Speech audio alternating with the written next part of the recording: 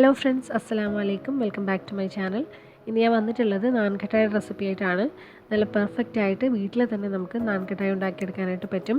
വീഡിയോയിലേക്ക് പോകുന്നതിന് മുന്നേ നിങ്ങൾ ഈ ചാനൽ ആദ്യമായിട്ടാണ് കാണുന്നതെങ്കിൽ സബ്സ്ക്രൈബ് ചെയ്യാൻ മറക്കരുത്. അപ്പോൾ നമുക്കിത് എങ്ങനെ ചെയ്യുന്നതെന്ന് നോക്കാം. ഇതിന് വേണ്ടിയിട്ട് ഞാനിവിടെ ഒരു വലിയ ബൗൾ എടുത്തിട്ടുണ്ട്. അതിലേക്ക് നമുക്ക് 1/2 കപ്പ് പൊടിച്ചെടുത്ത പഞ്ചസാര ചേർത്ത് കൊടുക്കാം. ഇനി ഇതിലേക്ക് 1/2 കപ്പ് ബട്ടർ ചേർത്ത് കൊടുക്കാം. മെൽറ്റ് ചെയ്ത ബട്ടറോ അല്ലെങ്കിൽ നെയ്യ് ചേർത്ത് കൊടുത്താലും മതി. എന്നിട്ട് നന്നായിട്ടൊന്ന് മിക്സ് ചെയ്തെടുക്കാം.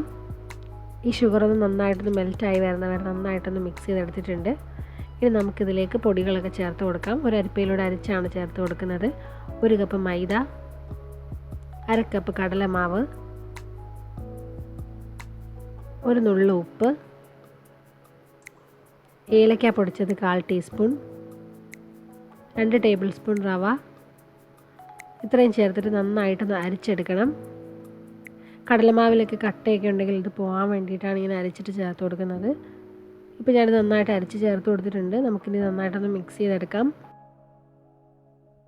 നല്ലപോലെ ഒന്ന് യോജിച്ച് വരുന്നവരെ ഇതിനെ ഒന്ന് ഇളക്കി കൊടുക്കണം. എന്നിട്ട് കൈ കൊണ്ട് നന്നായിട്ടൊന്ന് മിക്സ് ചെയ്തെടുക്കാം.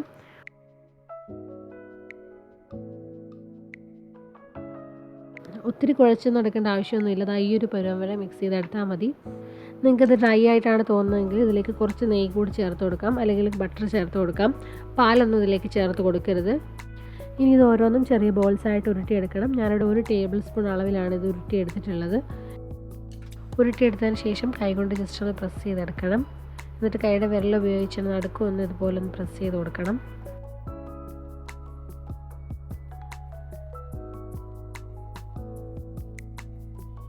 ഇതിന് മുകളിലായിട്ട് ഞാൻ പിസ്ത ചോപ്പ് ചെയ്തെടുത്തത് വെച്ച് കൊടുക്കുന്നുണ്ട്. ഇതിന് പകരമായിട്ട് നിങ്ങൾക്ക് ബദാമും വെച്ച് കൊടുക്കാവുന്നതാണ്.